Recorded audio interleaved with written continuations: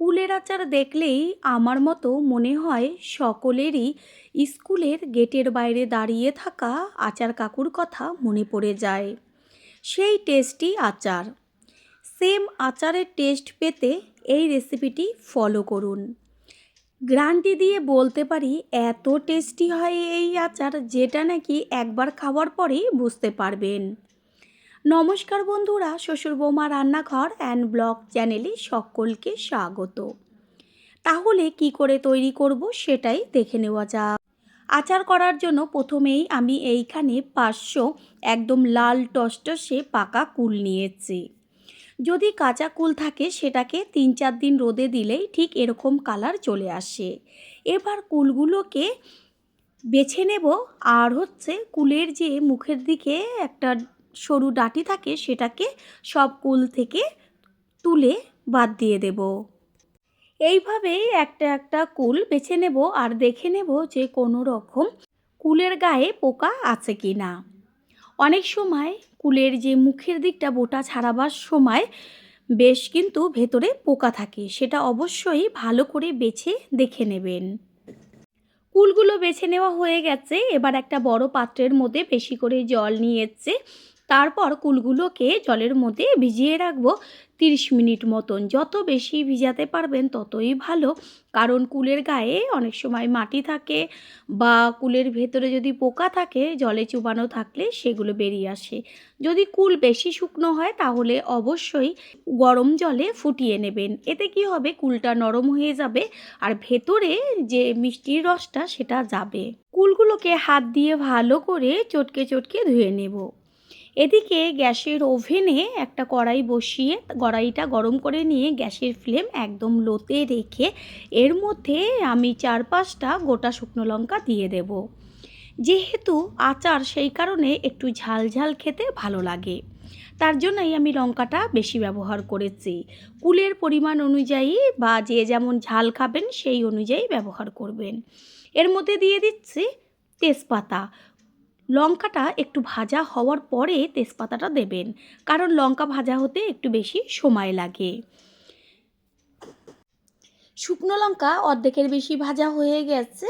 এবার এর মধ্যে দিয়ে দেব 1 চা চামচ সাদা জিরে, 1 চা চামচ গোটা ধনে, 1 চা চামচ মৌরি, 1 চা চামচ পাঁচফোড়ন। আমি যে কটা মশলা এখানে ব্যবহার করছি কেউ কিন্তু স্কিপ করবেন না। সবশেষে দিয়ে দেব 1 চা চামচ জোয়ান। এবার এগুলোকে ভালো করে ভেজে নেব। এমনভাবে ভাজতে হবে যেন যে সুন্দর একটা মিষ্টি গন্ধ সেটা চলে না যায়। তার জন্য গ্যাসের ফ্লেম লো করে দিয়ে ভাজতে হবে। যখন দেখবেন যে মিষ্টি গন্ধটা বেরোচ্ছে তখনই গ্যাসটা অফ করে দেবেন, মশলাটা যেন পুড়ে না যায়।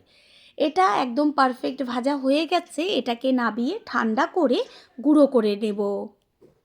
মশলাটা ঠান্ডা হোক, আর এদিকে আমি একটা বাটির মধ্যে জল নিয়ে তার মধ্যে তেঁতুল ভিজিয়ে রাখছি।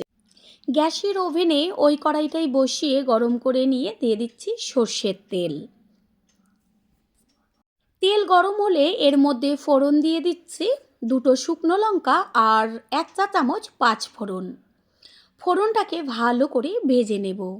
যখন ফোড়নের থেকে সুন্দর গন্ধ বেরোবে তখন এর মধ্যে যে কুলগুলো আমি জল দিয়ে ধুয়ে জলটা ঝরিয়ে রেখেছিলাম সেই কুলগুলো এর মধ্যে দিয়ে দেব।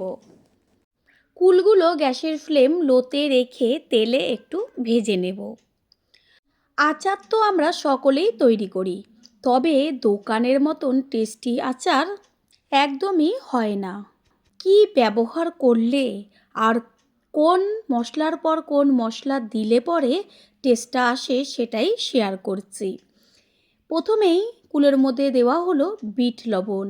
এইখানে আমি যে সাদা লবণ সেটা ব্যবহার করিনি।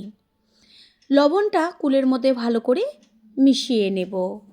তারপর দিয়ে দেব 1/2 চা চামচ হলুদ গুঁড়ো আর 1/2 চা চামচ কাশ্মীরি লঙ্কার গুঁড়ো। হলুদ গুঁড়ো, লঙ্কার গুঁড়ো এগুলো কুলের সাথে নেড়েচেড়ে নিয়ে রান্না হতে দিতে হবে। 500 গ্রাম কুলের জন্য এইখানে নিয়েছি 400 গ্রাম আখের গুড়। আর গুড় দিয়ে আচারটা করলে কি হয়, ফ্রিজ ছাড়াই সারা বছর খুব সুন্দরভাবে আচার থেকে যায়। এদিকে যে তেঁতুলটা আমি ভিজিয়ে রেখেছিলাম, এটা জলের মধ্যে ভালো করে হাত দিয়ে চটকে গুলে নেব। কুল ভেজে নেওয়া হয়ে গেছে। এবার এর মধ্যে দিয়ে দিচ্ছি যে আখের গুড়টা রেখেছি সেই গুড় ভালো করে কুলের সাথে মিশিয়ে নেব। আর এর মধ্যে সামান্য একটু জল দেব। গ্যাসের ফ্লেম হাই করে দেব।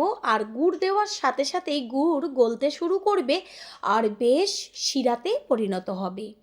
আলাদাভাবে কোনো রকম আচারের জন্য জলের প্রয়োজন নেই। গুড় যে শিরায় পরিণত হবে, এতে কুল খুব সুন্দরভাবে সিদ্ধ হয়ে যাবে।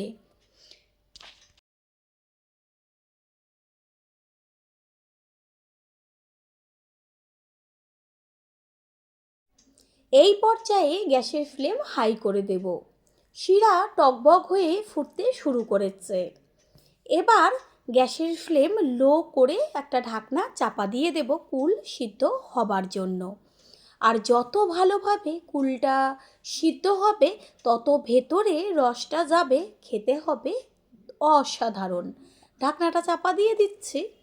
পুরনো বন্ধুদের সবসময় আমাদের পাশে এইভাবে ভালোবেসে থাকার জন্য অনেক অনেক ভালোবাসা। তেঁতুল জলে গুলে রেখেছি। এবার হাত দিয়ে বীজগুলোকে তুলে নিয়ে তারপর একটা ছাঁকনি দিয়ে ছেঁকে নেব।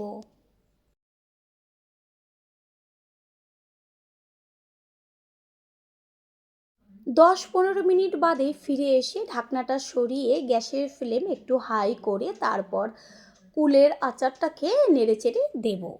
কুলগুলো কত সুন্দর একদম ফুলে উঠেছে। এবার এর মধ্যে দিয়ে দেব যে তেঁতুলের কাঠটা রেখেছিলাম সেই সম্পূর্ণ কাঠটাকে। এইভাবে আচারের মধ্যে যদি তেঁতুলের কাঠ ব্যবহার করা হয়, টেস্টটাই সম্পূর্ণ বদলে যায়। কাঠটাকে ভালো করে মিশিয়ে নিয়ে আবারও ঢাকনা চাপা দিয়ে দেব সম্পূর্ণ হবার জন্য।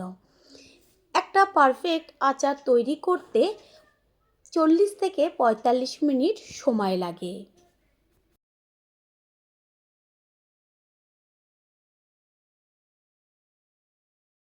একটু বাদে বাদে কড়াইয়ের ঢাকনাটা সরিয়ে ওপর নিচ করে আচারটাকে নেড়েচেড়ে দিতে হবে। এতে কি হবে, কুলের দুই পিঠই খুব সুন্দরভাবে সিদ্ধ হবে আর ভেতরেও রসটা যাবে।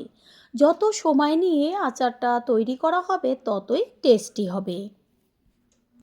প্রথমবার যারা আমাদের চ্যানেল ভিজিট করছেন তাদের আন্তরিক শুভেচ্ছা ও অনেক ভালোবাসা। আমাদের রেসিপিগুলো যদি ভালো লেগে থাকে সাবস্ক্রাইব করে দেওয়ার অনুরোধ রইল ও পাশে থাকা বেল আইকনে ক্লিক করলে পরবর্তী ভিডিওগুলো সবার আগে আপনাদের কাছে পৌঁছে যাবে। গুড়ের যে শিরাটা তৈরি হয়েছে সেটা অর্ধেকের বেশি কুলের মধ্যে টেনে গেছে। কুলও খুব সুন্দরভাবে সিদ্ধ হয়েছে। এই সময় এর মধ্যে যে ভাজা মশলাটা গুঁড়ো করে রেখেছিলাম সেই মশলার অর্ধেকটা দেব। এই পর্যায়ে অর্ধেকটা মশলা ব্যবহার করলে যে আরও যে 50% হবে, তাতে কুলের ভেতরে মশলাটা যাবে আর গন্ধটাও দারুণ হবে।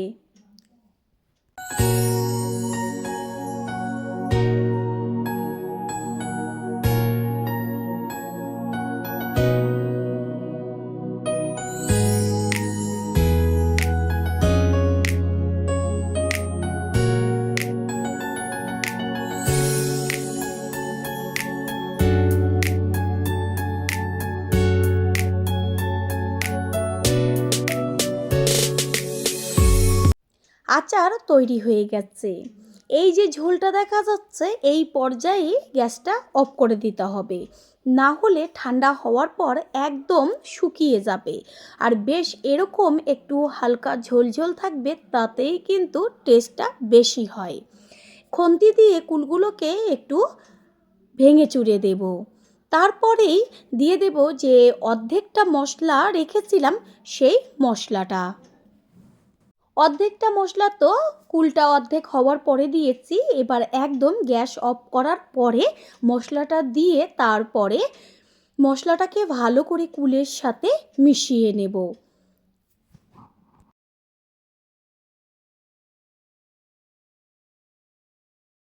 টেস্টটা আরও টেস্টি হবার জন্য দিয়ে দিচ্ছি সবশেষে হাফ চা চামচ বিট লবণ। আগে তো লবণ ব্যবহার করেছি, আর সবশেষে যদি আরেকটু লবণ ব্যবহার করা হয় তাহলে গন্ধটাও থাকে, টেস্টও হয় দারুণ। হাতা দিয়ে তুলে দেখিয়ে দিচ্ছি যে কত সুন্দর ঝোলঝোল রয়েছে। ঠিক এরকমভাবেই নামাতে হবে। এটা এবার একটা প্লেটে তুলে নেব। তৈরি হয়ে গেল টক ঝাল মিষ্টি কুলের আচার। আশা করি রেসিপিটি ভালো লাগলো, আর যদি ভালো লেগে থাকে একটা লাইক, কমেন্ট, পারলে একটা শেয়ার করে অবশ্যই জানাবেন।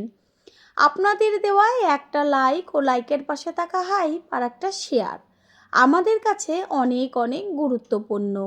All friend, thanks for watching my video. আপনারা সকলে ভালো থাকবেন, সুস্থ থাকবেন। আবারও দেখা হবে অন্য কোনো রেসিপির এপিসোডে।